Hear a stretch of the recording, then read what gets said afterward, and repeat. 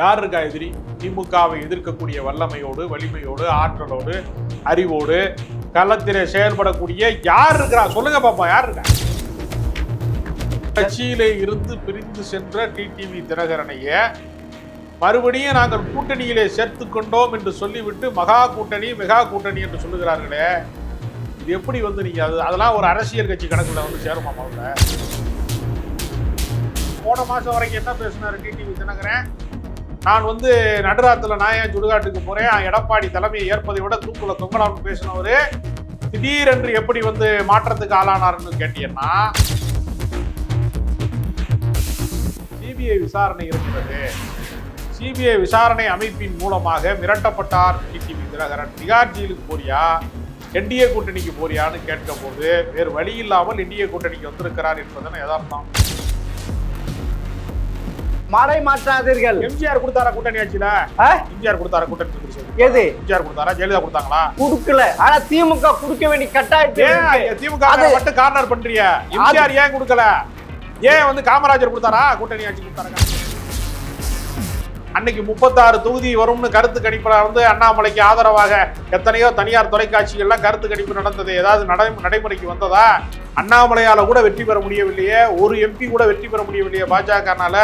அப்ப நீங்க பில்டப் பண்றது, சீன் போடுறதெல்லாம் தமிழ்நாட்டு வாக்காளர்கள் ஏற்றுக்கொள்ளவில்லை என்பதை களத்திலே புரிந்து கொள்வீர்கள்.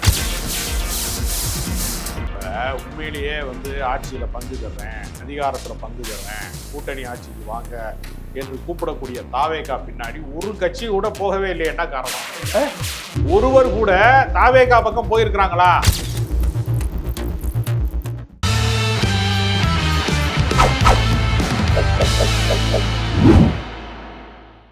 ஜெம் டிவி நேயர்களுக்கு வணக்கம். பிரபல யூடியூபர் ராஜா கம்பீரன் அவர்கள் சந்திப்பார்கள். வணக்கம் சார். வணக்கம். 2024 பாராளுமன்ற தேர்தலில் 40 தொகுதி வெற்றி பெற்றவுன்னு ஸ்டாலின் சொன்னார், எனக்கு கண்ணுக்கு எட்டிய தூரெல்லாம் எதிரி இல்லை என்று. இப்ப அவரால் சொல்ல முடியுமா? இப்போதும் கண்ணுக்கு எட்டிய தூரங்களிலே எதிரிகள் இல்லை. யார் இருக்கா எதிரி? திமுகவை எதிர்க்கக்கூடிய வல்லமையோடு, வலிமையோடு, ஆற்றலோடு, அறிவோடு களத்திலே செயல்படக்கூடிய யார் இருக்கிறா? சொல்லுங்க பாப்பா, யார் இருக்கா? யாருமே இல்ல. யார் இருக்கான்னு சொல்லுங்க சார். இப்ப திமுக கூட்டணியை விட அதிமுக கூட்டணி வலுவாக இருக்கு சார். எங்க இருக்கு வலுவா? எங்க இருக்கு வலுவா? கொஞ்சம் கணக்கு போட்டு பாருங்க சார். அதாவது ஓட்டு சதவீதத்தோடு கணக்கு போட்டு பாருங்க. கட்சியிலே இருந்து பிரிந்து சென்ற டிடிவி தினகரனைய மறுபடியும் நாங்கள் கூட்டணியிலே சேர்த்து கொண்டோம் என்று சொல்லிவிட்டு மெகா கூட்டணி என்று சொல்லுகிறார்களே, இது எப்படி நீங்க அதெல்லாம் ஒரு அரசியல் கட்சி கணக்குல சேருமா? முதல்ல அப்படியா? ஆமா. என்ன நீங்க அதிமுகவிலே இருந்து பிரிந்து சென்ற ஒருவரை அதிமுகவின் கூட்டணியில் சேர்ப்பதிலேயே மெகா கூட்டணி என்று சொன்னா உங்க இடத்துல யாருமே புதுசா வரலைன்னு தானே அர்த்தம். அப்பனா திமுகவிலிருந்து பிரிந்து மதிமுகவை உருவாக்கின வைகோ உங்க கூட சேர்ந்திருக்காரு திமுகவில். அதை என்ன சொல்றது? அவங்க அவர் மிக நீண்ட காலமாக கட்சி நடத்தி அந்த கட்சி கரையேறாமல் போய் கலைஞர் எதிர்ப்பு என்பது கரைந்து போய் கடைசியில அவர் இங்கே அடைக்கலமானார். ஆனா இது அப்படி இல்லையே. சிபிஐ வச்சு மிரட்டி நீங்க வலுக்கட்டாயமாக போன மாசம் வரைக்கும் என்ன பேசினாரு டிடிவி தினகரன்? நான் நடுராத்துல நான் ஏன் சுடுகாட்டுக்கு போறேன், எடப்பாடி தலைமையை ஏற்பதை விட தூக்குல தொங்கலாம்னு பேசினவரு திடீரென்று எப்படி மாற்றத்துக்கு ஆளானார்னு கேட்டீங்கன்னா, சிபிஐ விசாரணை இருக்கிறது. சிபிஐ விசாரணை அமைப்பின் மூலமாக மிரட்டப்பட்டார் டிடிவி தினகரன். திகார் ஜெயிலுக்கு போறியா, என்டிஏ கூட்டணிக்கு போறியான்னு கேட்க போது வேறு வழி இல்லாமல் என்டிஏ கூட்டணிக்கு வந்திருக்கிறார் என்பதனை யதார்த்தம். துரோகத்திற்கென்று ஒரு நோபல் பரிசு தர வேண்டும் என்றால் எடப்பாடிக்குத்தான் அதை தர வேண்டும் என்று சொன்னாரா? சொல்லலையா? சொன்னாரு. அப்புறம் என்ன கூட்டணி? இதுல என்ன நீங்க இது நான் என்ன கேக்குறேன், தலைவர்களுக்கு வழக்கு இருக்கிறது ஒன்று கொடுக்கிறார்கள், தொண்டர்கள் எப்படி ஒன்று கூடுவாங்க? 8 ஆண்டு காலமாக அம்மா மக்கள் முன்னேற்ற கழகம் என்கிற கட்சி எடப்பாடி தலைமைக்கு எதிராக தோற்றுவிக்கப்பட்டு களத்திலே அம்மா சின்னம்மா அவர்களுக்கு துரோகம் செய்து விட்டார்கள் என்று தொடர் பிரச்சாரம் செய்து துரோகி பழனிசாமியை ஒரு நாள் ஏற்க முடியாது, எப்படிங்க அவரை ஏற்க முடியும் என்று பேசிவிட்டு அவரை முதலமைச்சர் வேட்பாளராக அறிவித்தால் என்டிஏ கூட்டணியிலே நீடிக்க முடியாது என்றெல்லாம் மறுத்து பேசிவிட்டு அவர்கிட்டயே போய் நீங்க திடீர்னு சேர்றீங்கன்னா அது எப்படி கொள்கை கூட்டணியா இருக்கும்? அது எப்படி ஒரு கிரவுண்ட் லெவல்ல ஒர்க் அவுட் ஆகக்கூடிய கூட்டணியா இருக்கும்? எப்படி ஜெல் ஆகும்? சார் அப்படியே கொஞ்சம் பேக்ல போங்க. 2011 சட்டமன்ற தேர்தலில் இப்படி ஒரு இது திமுக எதிர்கொண்டது. என்னது? அண்ணா அறிவாலயத்தில் மேலே ஐடி, கீழே தொகுதி பங்கீடு காங்கிரஸோடு இப்படி இருக்க, இப்படி நீங்க சொல்றதுக்கு அதுக்கு தகுதி இருக்கா? காங்கிரஸோடு நமக்கு இருக்கக்கூடிய கூட்டணி என்பது ஒரு மதச்சார்பற்ற கூட்டணி. அந்த கூட்டணியிலே நீ யோசிச்சு பாருங்க. நான் கேட்கிறது, மிரட்டி உருட்டி எல்லாம் செய்து 63 தொகுதி வாங்கினார்கள் காங்கிரஸ். அதை கொஞ்சம் நினைவில் வைத்து இது சொல்லுங்க. அதன் மூலமாக அவங்க என்ன வெற்றி பெற்றாங்களா? அதன் மூலமா என்ன வெற்றி பெற்றாங்களா? அவங்க 63 நாயன்மார்கள் பஞ்சபாண்டவர்கள் ஆனாங்கல்ல. வெற்றி பெற்றார்களா? வெற்றி பெற்றார்களா? உன்னம் கேட்ட திமுக வெற்றி பெறவில்லை. மிரட்டியதால் பின்னடைவுக்கு ஆளானார்களா? ஆளானார்கள்.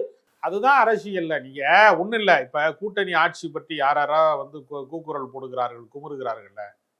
இதே கூட்டணி ஆட்சி என்கிற ஒரு அடிப்படையிலே 1980 நீங்க ஒரு வரலாற்று குறிப்பு சொன்னதால் நானும் சொல்றேன். 112 சீட்டு திமுக, 114 சீட்டு காங்கிரஸ் என்ன தங்களை விடவும் சமமாக அல்ல 2 தொகுதி கூடுதலாக கூட கொடுத்து பார்த்து கூட்டணி ஆட்சி பிரகடனத்தை இந்திரா காந்தி காலத்திலே கலைஞர் செய்து பார்த்தால் மக்கள் கொடுத்த ரிசல்ட் என்னன்னா வாஷ் அவுட் பண்ணிட்டாங்க. மக்கள் அதை நிராகரித்தாங்க. அங்க எப்படி இருந்தது களம்? எம்ஜிஆருக்கு அனுதாபமாக இருந்தது.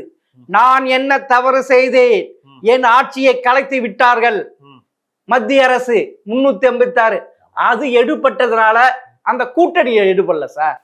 இது கொஞ்சம் பாத்துங்க சார். அதே வரலாறு நானும் சொல்றேன். கூட்டணி ஆட்சி என்கிற கோரிக்கை என்பது 1980களின் காலகட்டத்திலேயே தமிழ்நாட்டினுடைய வாக்காளர்களால் தோற்கடிக்கப்பட்டதா இல்லையா? அதான் நான் கேட்கிறேன். அப்படி கிடையாது. அங்க எம்ஜிஆருக்கு அனுதாபம் உருவானுச்சு.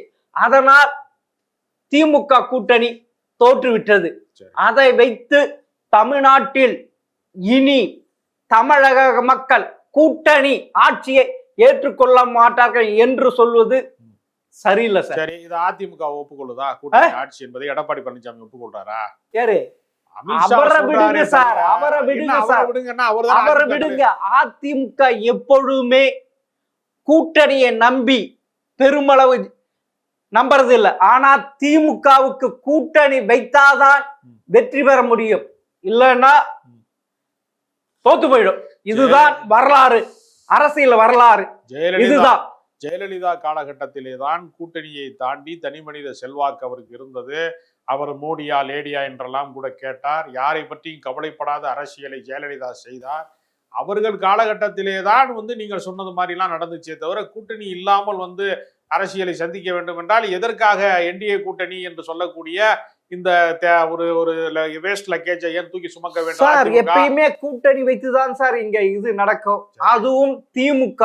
ஆனால் வெற்றி பெறுவது மாத்திரம் கூட்டணி வேண்டும், அதிகாரத்தில் ஆட்சியில் பங்கு தர மாட்டீங்க. இது என்ன சார்? இது என்ன சார்? இது திமுக சொல்றது. பல தொகுதிகளிலே காங்கிரசினுடைய வாக்கு வங்கி என்பது மிகவும் பலவீனமாக இருக்கிறது. அந்த இடங்கள்ல எல்லாம் திமுக அதிமுக போன்ற பெரிய கட்சிகளின் தோள்களிலே தான் சவாரி செய்துதான் பாஜக போன்ற தேசிய கட்சிகள், காங்கிரஸ் போன்ற தேசிய கட்சிகள் வலம் வருகின்றன என்கிற கள யதார்த்தத்தை புரிந்து கொண்டவர்களுக்கு தெரியும் இதெல்லாம் வேலைக்கு ஆகாது என்று.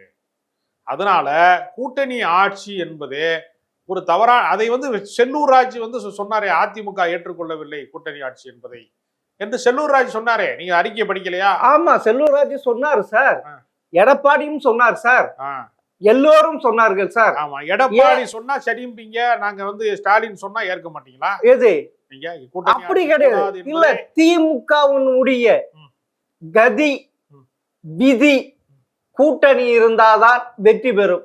இதுதான் அரசியல், தமிழக அரசியல். ஜனநாயகத்துல எந்த கட்சி வந்து தனித்து நின்று வந்து ஆட்சி அதிகாரத்தை கைப்பற்றிய கட்சி என்று யாரை குறிப்பிட முடியும்? பாஜகவுக்கு கூட்டணி இல்லையா? இருக்கிறது. கூட்டணி இல்லாமல் பாஜக இந்தியா முழுக்க தனித்து வெற்றி பெற்றிருக்கிறதா? இல்லை. அப்புறம் எதுக்காக நீங்க திமுக மீது மட்டும் அதை குற்றமா மாத்துறீங்க? சரி, 2014 மத்தியில் பாஜக 282 தொகுதியை ஜெயிச்சது. அப்பையும் கூட்டணி கட்சிகளுக்கு அமைச்சர் பதவி இலாக்கால் ஒதுக்கப்பட்டு ஆட்சியில் பங்கு இது அதே மாதிரி 2019 பாராளுமன்ற தேர்தலில் 303 தொகுதிகள் வெற்றி பெற்ற அப்பொழுதும் ஆட்சியில் பங்கு கொடுத்தார்கள். ஏன் கூட்டணி அவர்கள் இல்லை என்றால் நாம் வெற்றி பெற. இது திமுகவுக்கு மிக முக்கியமானது. அதனுடைய வரலாறு தேசிய கட்சிகளுக்கான அந்த தேர்தல் வியூகம் என்பது மாநில கட்சிக்கு பொருந்தாது. மடை மாற்றாதீர்கள். எம்ஜிஆர் கொடுத்தாரா கூட்டணி ஆட்சியில? எம்ஜிஆர் கொடுத்தாரா கூட்டணி மந்திரி சபை? எது எம்ஜிஆர் கொடுத்தாரா? ஜெயலலிதா கொடுத்தாங்களா? கொடுக்கல. ஆனா திமுக கொடுக்க வேண்டிய கட்டாயத்தை திமுக மட்டும் கார்னர் பண்றிய. எம்ஜிஆர் ஏன் கொடுக்கல? ஏன் வந்து காமராஜர் கொடுத்தாரா கூட்டணி ஆட்சி கொடுத்தாரா காங்கிரஸ் கம்யூனிஸ்ட் கட்சி? ஏன்னா 118 எடுத்துறாங்க சார், அந்த இது எடுத்துறாங்க. ஆனால் திமுகவால் கூட்டணி இல்லாமல் எடுக்க முடியாது. இதுதான் வரலாறு. குழந்தைக்கு மாற சொல்ற கூட்டணி இல்லாம வேற யார் எடுப்பா? ஏடிஎம்கே எடுத்துருமா? 2016 எடுத்துருமா? 2016ல ஜெயலலிதா செஞ்சு கட்டல 234 தொகுதியும் ரெட்டாலை நிக்க வச்சு. ஜெயலலிதாக்கு இருக்கிற செல்வாக்கிலே கால்வாசி கூட எடப்பாடி பழனிசாமி இல்லைன்னு ஊருக்கே தெரியும், அதிமுக காரனுக்கு தெரியும், கட்சி தொண்டனுக்கு தெரியும், வாக்காளனுக்கு தெரியும். உங்களுக்கு தெரியாதா? ஜெயலலிதா செல்வாக்கு எடப்பாடி செல்வாக்கு ஒண்ணா? நீங்க கடந்த காலத்துல பேசுறீங்க. இன்னைக்கு நிகழ்காலத்துல அதிமுக பெரும்பான்மை பெறும், தனித்து வெற்றி பெறும், நாங்கள் வந்து கூட்டணி மந்திரி சபையை ஏற்கவில்லை என்று இப்போது எடப்பாடி பழனிசாமி சொல்றாரு. அவரை பார்த்து ஏன் நீங்க சீர மாட்டேங்கிறீங்க? திமுக பார்த்து ஏன் சீர்றீங்க? இல்ல நீங்க என்ன சொன்னீங்க? இப்பொழுது அதிமுக வெற்றி பெறுமா அப்படின்னு சொல்றீங்களே, இதுவே திமுகவின் தங்கள் தேர்தலுக்காக அமைக்கப்பட்டிருக்க அமைப்புகள் சபரீசனின் பெண், ஐபேக், ஷோ டைம், இது என்ன தெரியுமா கொடுத்திருக்கு? 133 தொகுதிகள் 2021 திமுக வெற்றி பெற்ற தொகுதி. அதில் 45 தொகுதியில் தான் வெற்றி பெற வாய்ப்பு இருக்குன்னு கொடுத்திருக்கு. வேற எந்த நிறுவனம் கொடுக்கல கருத்து கணிப்பு. உங்களுடைய நிறுவன கருத்து கணிப்பு மிக தவறான கருத்துக்களை சொல்றீங்க. அப்படிலாம் கிடையவே கிடையாது. தமிழ்நாட்டிலே தனிப்பெரும் கட்சியாக, தனித்து வெற்றி பெறக்கூடிய வல்லமை கொண்ட கட்சியாக, வலிமை கொண்ட கட்சியாக திமுக மட்டும்தான் இருக்கிறது. மிச்சதெல்லாம் செதறு தேங்காயா இருக்கிறது. ஓபிஎஸ்ஐ சேர்க்க மறுக்கிறார்கள் அதிமுகவிலே, சசிகலாவை சேர்க்க மறுக்கிறார்கள். அதிமுக ஒன்றிணையாமல் பாதி பலம் கொண்டதாக இருக்கிறது. பாமக உடைந்து கிடக்கிறது. பாதி பாமக தான் வந்து கூட்டணிக்கு வந்திருக்கிறது. மீதி பாமகலாம் அங்கே ராமதாஸிடம் இருக்கிறது. அன்புமணி பாமகவா ராமதாஸ் பாமகவா என்று அது உடைந்து கிடக்கிறது. எல்லாமே உடைந்து கிடக்கிறதை வந்து நீங்க ரிப்பேர் பண்ற இடத்துல இருக்கீங்க. இது ஸ்ட்ராங்கான கூட்டணியா இருக்கு. பழுது பார்க்க வேண்டிய இடத்துல இருக்கக்கூடிய கூட்டணியை வைத்துக்கொண்டு நீங்கள் வந்து ஒரு மிகப்பெரிய அளவுல வெற்றி மீது வெற்றி கூட்டணியை கண்டிருக்கக்கூடிய ஸ்டாலினை பார்த்து நீங்க பயணிங்க. 10 தோல்வி பழனிசாமியோடு நீங்கள் பயணித்துக் கொண்டு, பாஜக பயணித்துக் கொண்டு என்ன நீங்க வெற்றியை வந்து பெற முடியும்? வெற்றி பெறுவதற்கான சாத்தியக்கூறுகள் உங்க நாடாளுமன்ற தேர்தலை ஜெயிச்சிங்களா? இதே ஸ்டாலின் தானே வென்று காட்டினாரு. அன்னைக்கு 36 தொகுதி வரும்னு கருத்து கணிப்புல வந்து அண்ணாமலைக்கு ஆதரவாக எத்தனையோ தனியார் தொலைக்காட்சிகள்லாம் கருத்து கணிப்பு நடந்தது. ஏதாவது நடைமுறைக்கு வந்ததா? அண்ணாமலையால கூட வெற்றி பெற முடியவில்லையே, ஒரு எம்பி கூட வெற்றி பெற முடியவில்லையே பாஜகனால. அப்ப நீங்க பில்டப் பண்றது, சீன் போடுறதெல்லாம் தமிழ்நாட்டு வாக்காளர்கள் ஏற்றுக்கொள்ளவில்லை என்பதை களத்திலே புரிந்து கொள்வீர்கள். ரைட்டு, நீங்க ஒத்துக்கிட்டீங்க. ஸ்டாலினுடைய வெற்றி முழுக்க முழுக்க கூட்டணி என்பது.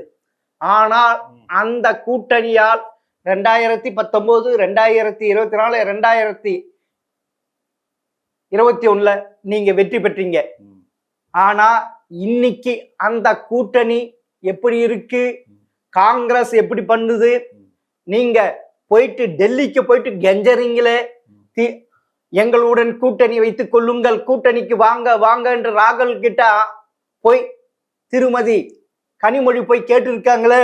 இப்ப உண்மையிலேயே வந்து ஆட்சியில பங்கு தர்றேன், அதிகாரத்துல பங்கு தர்றேன், கூட்டணி ஆட்சிக்கு வாங்க என்று கூப்பிடக்கூடிய தாவேகா பின்னாடி ஒரு கட்சி கூட போகவே இல்லை. என்ன காரணம்? ஒருவர் கூட தாவேகா பக்கம் போயிருக்கிறாங்களா? போல. ஏன் போகல? அவர் ஆட்சிக்கும் வரமாட்டாரு, அதிகாரத்துக்கும் வரமாட்டாரு, அவரால் சட்டமன்ற உறுப்பினர் கூட ஆக முடியாது. நம்ம தேர்தலில் அவர் பின்னால போய் நின்றோம்னா 4-5 மாநிலங்களிலே பின்னடைவை சந்தித்து 4-5 பின்னடைவை சந்திப்போம். நம்ம மிகப்பெரிய அளவுல தோல்வியை சந்திப்போம். ஒரு 4-5 ஆண்டுகள் அரசியலில் தேக்க நிலை ஏற்பட்டு விடும் என்பதற்காகத்தானே போக மறுக்கிறாங்க. அப்ப ஆட்சியில் பங்கு அதிகாரத்தில் பங்கு என்று யார் சொல்லணும்னா ஆட்சியில் இருப்பவர்கள் சொல்லணும், அதிகாரத்தில் இருப்பவர்கள் சொல்லணும். அப்படி அதிமுக ஒரு நாளும் சொன்னதே இல்லையே. திமுக மட்டும் சொல்லணும்னு நீங்க கார்னர் பண்றதுக்கான கட்டாயம் என்பது என்ன? அதற்கான அடிப்படை என்ன? அதுதான் திரும்ப திரும்ப சொல்லுகிறேனே, திமுக கூட்டணி இல்லாமல் வெற்றி பெறாது. அதுவும் காங்கிரஸ் இல்லாமல் வெற்றி பெறவே முடியாது. சரி, காங்கிரஸ் நீங்க என்ன சொன்னீங்க, அந்த சமூக நீதி என்ற அடையாளத்தை உருவாக்கி கொடுக்கிறதை காங்கிரஸ். திமுக கூட்டணிக்கு, இந்திய கூட்டணிக்கு இது மனசுல வச்சுக்கிங்க. சரி, அதனால என்ன இப்ப காங்கிரஸ் எங்களை விட்டு போய் விடுமா? போக வாய்ப்பே இல்லையே. அப்படியா? அவர்களுக்கு வேற வாய்ப்பே இல்லையே. திமுகவை விட்டால் தமிழ்நாட்டு அரசியலிலே காங்கிரஸ் கட்சியிலே கொஞ்சம் பேர் எம்எல்ஏ வருவதற்கு சாத்தியக்கூறுகளே இல்லையே. நீங்க எவ்வளவு பாடா படுத்துறீங்க அந்த எம்எல்ஏக்களையும் கட்சி தொண்டர்களையும் ஏதாவது செய்கிற. இன்னைக்கு விஜய் ஒன்று களத்துல இருக்கிறார், அவரோடு கூட்டணி வைக்க இப்ப ரெடியாக இருக்கிறார். எந்த களத்துல இருக்கிறாரு? தேர்தல் களத்துல. பனையூர் பங்களாவுக்குள்ளே பதுங்கி கிடக்கிற விஜயை பார்த்து களத்தில் இருக்கிறார் என்று சொல்வது இந்த ஆண்டினுடைய 2026 மிகச்சிறந்த நகைச்சுவையா நான் பாக்குறேன். ஆனா அவர் களத்திலேயே இல்லையே, எதுக்குமே வெளியில வர்றதே இல்லையே. அவரு ஆனா தன் திரைப்படத்திற்கு பாதிப்பு வருகிற போது கூட, தன் பிரச்சனைக்கு கூட குரல் கொடுப்பதற்கு அச்சப்படுகிற கோழையை கதாநாயகனாக நீங்கள் கற்பனை செய்து கொண்டால் அதற்கு தாவேகா பொறுப்பேற்காதே. தாவேகாவுல நடக்கக்கூடியதெல்லாம் உள்ளடி வேலைகள்லாம் இன்னைக்கு என்னவா இருக்கு? அந்த கட்சிக்கு ஒருத்தன் கூட கூட்டணிக்கு போகலையே. என்ன காரணம்? இப்ப காங்கிரஸ் யாருமே போகலையே.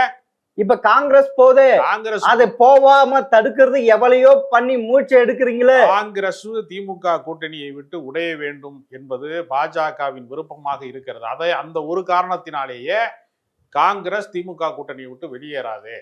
இன்னைக்கு என்ன தெரியுமா, மதுரை வடக்கு தொகுதி எம்எல்ஏ தளபதி காங்கிரஸ்க்கு என்ன தொகுதிகள் 3000 இருக்க, பூத்தி கமிட்டிக்கு ஆள் இருக்கு.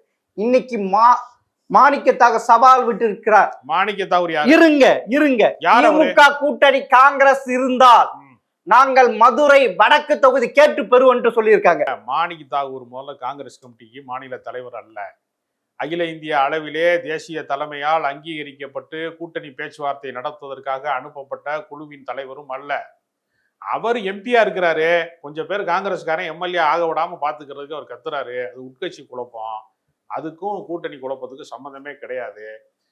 காங்கிரஸ் கட்சியை பொறுத்த வரையில அதிகாரப்பூர்வ தலைமையாக இருக்கக்கூடிய செல்வ பெருந்தகை, அதிகாரப்பூர்வ தலைமையாக இருக்கக்கூடிய ராகுல் காந்தி, கூட்டணி பேச்சுவார்த்தை நடத்துவதற்கு அனுமதிக்கப்பட்டிருக்கக்கூடிய தலைமையாக இருக்கக்கூடிய ப. சிதம்பரம் போன்றவர்கள் அவர் திமுகவிற்கு ஆதரவு நிலைப்பாட்டிலே இருக்கிறார்களே தவிர, கடைசி நேரத்துல விஜயகாந்த் மகன்கிட்ட தோற்று போகிற சூழலிலே இருந்து 4000 ஓட்டு வித்தியாசத்துல ஜெயிச்சு கட்சிக்கென்று எந்த அடித்தளமும் இல்லாமல் திமுகவின் தோள்களிலே சுமந்த காரணத்தினால் நாடாளுமன்ற உறுப்பினராக இருக்கக்கூடிய மாணிக் தாகூரை பார்த்து அவர் ஏதோ ஒரு பெரிய தலைவர் ஆயிட்டார்ன்ற மாதிரியா, அவருக்கு பின்னாடி ஏதோ லட்சக்கணக்கில் கோடிக்கணக்கில் தொண்டர்கள் திரண்டு நிற்பது போல ஒரு தோற்றத்தை, பொய்யான தோற்றத்தை, மாய தோற்றத்தை, ஒரு காணல் நீரை போல ஒரு காட்சியை உருவாக்குகிறார்களே தவிர உண்மையிலேயே காங்கிரசுக்கும் திமுகவுக்கும் குழப்பம் இல்லை.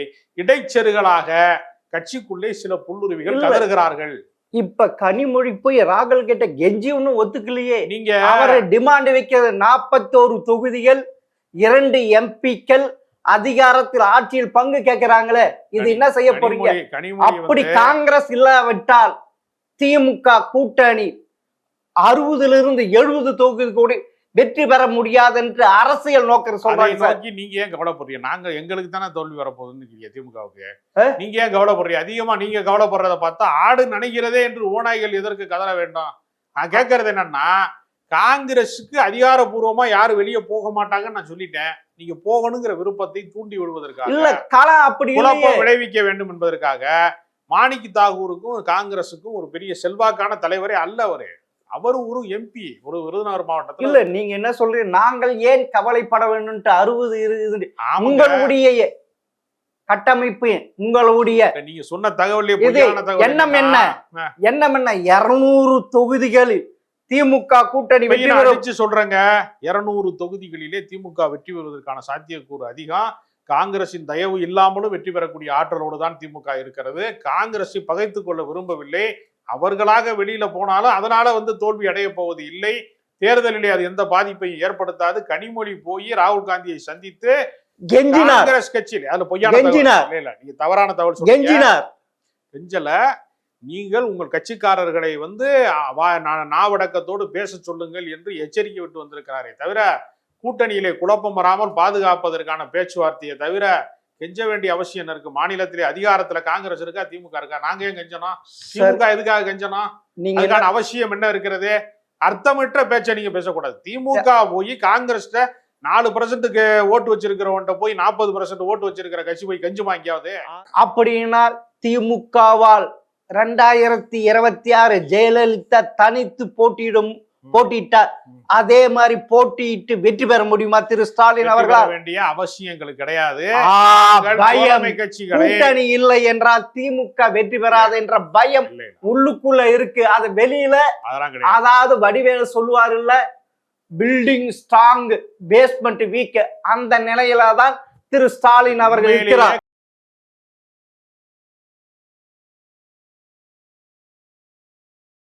அவலம் எப்படி இருக்கு? எந்த அவலத்தையும் மக்கள் கவலைப்பட மாட்டாங்க. காங்கிரஸ் வந்து வெளியேறினா தான் அதுக்காக கவலைப்படுவாங்களா? அது பேசுற லாஜிக் இருக்கா?